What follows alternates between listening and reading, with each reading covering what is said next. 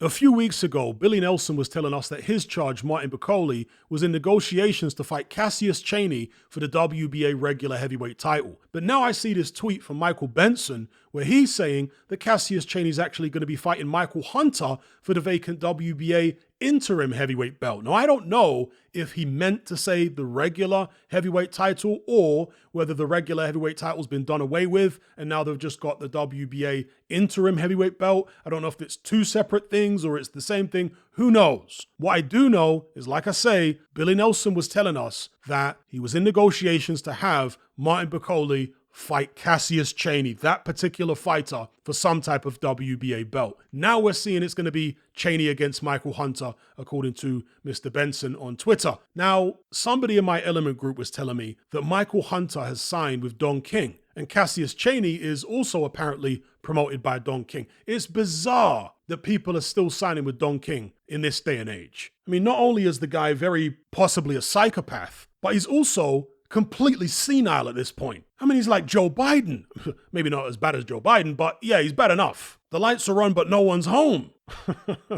So why you'd be signing with Don King is anyone's guess. Now, Michael Hunter has been fighting. He had a fight the other week, actually, which didn't go on his boxing record, and just as well for him because he seemed to lose that fight, but that was apparently an exhibition. And he's also been partaking in these weird tournaments. There was a tournament he was in called TCL Pro, where he was fighting a bunch of one-round fights. Go look on his box rec. It's got it on there. It's got it as a separate record to his professional boxing record. And so he was 10-1 in this TCL Pro tournament or league, whatever it is, with these one-round fights. And basically the way it works is there's a team of you, then there's the rival team, and let's say there's 5 in each team. You all box one round against somebody from the other team. And those rounds are scored obviously individually, and whichever team won the most rounds wins the tournament. That type of deal. Very strange format. Not sure why Michael Hunter wanted to get involved in that, but that's what he's been doing. He has been in the wilderness ever since he left Matchroom. And there was something that happened at the same time as him leaving Matchroom, and that is he parted company with his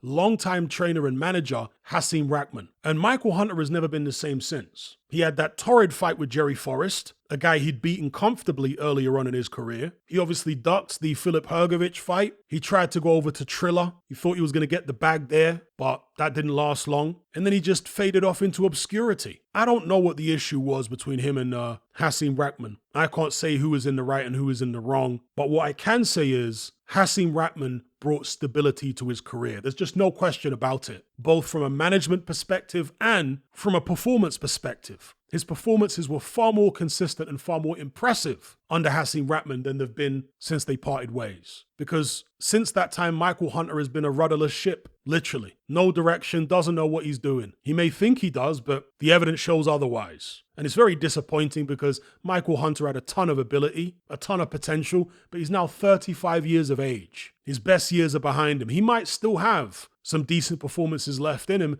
but who's training him? He needs a proper trainer, Michael Hunter. Now, going into this fight with Cassius Chaney, if it goes ahead, it's not yet listed on his BoxRec page, but if it gets made and if it goes ahead, Michael Hunter at his best beats Cassius Chaney all day long. Now, to put it in perspective, Cassius Chaney got outboxed by George Arias of all people. Yeah, George Arias, the New York-based Dominican who was destroyed in, 2 or 3 rounds by Jared Anderson a few fights back. That George Arias on the back foot, and the guy's only about 5'10", and he's naturally a pressure fighter. You know, watching George Arias box on the back foot is the most awkward thing ever.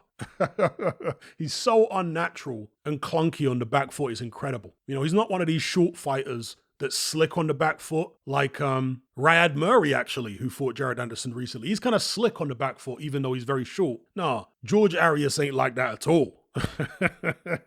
But with his terribly clunky, clumsy-looking back foot game, he managed to outbox Cassius Chaney. So Michael Hunter, even 60% of him, 70% of him, should beat Cassius Chaney comfortably. Not saying he's going to knock him out necessarily, but he should comfortably beat him on points at the very least. But Michael Hunter has been on the slide for quite a while now. And I don't think it's because he's taken too much punishment or anything like that. I just think it's because he hasn't had a real trainer. I don't think he's doing real training camps. I think he's winging it and he's trying to cut corners, you know? But as the saying goes, you pay peanuts, you get monkeys. You're going to have to make an investment in your career, right? Part with some of your money, a substantial chunk of it, in order to get proper people on board to give you the right opportunities. And proper people does not include Don King.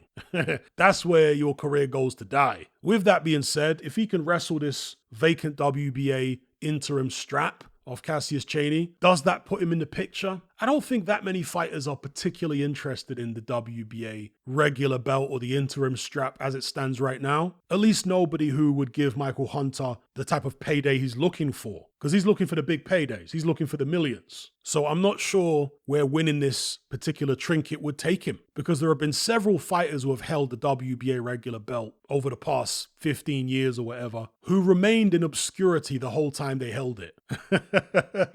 They never became like a big name in the division. A lot of people say that David Haye held the WBA regular belt. He didn't. David Haye had the full belt. What happened was when he fought Klitschko, that's when the regular belt was created. They created the super belt, which Klitschko held onto, and then this lesser title, the regular belt. Anyway, let me know what you think of this Michael Hunter, Cassius Chaney situation. And also, if you've got any information on what Martin Bakoli's supposed to be doing next, drop that in the comment section as well. Where's Billy Nelson at? He's always got so much to say for himself. What you got to say for yourself now? What's your man doing? Where's his big fight at? I'll leave it there.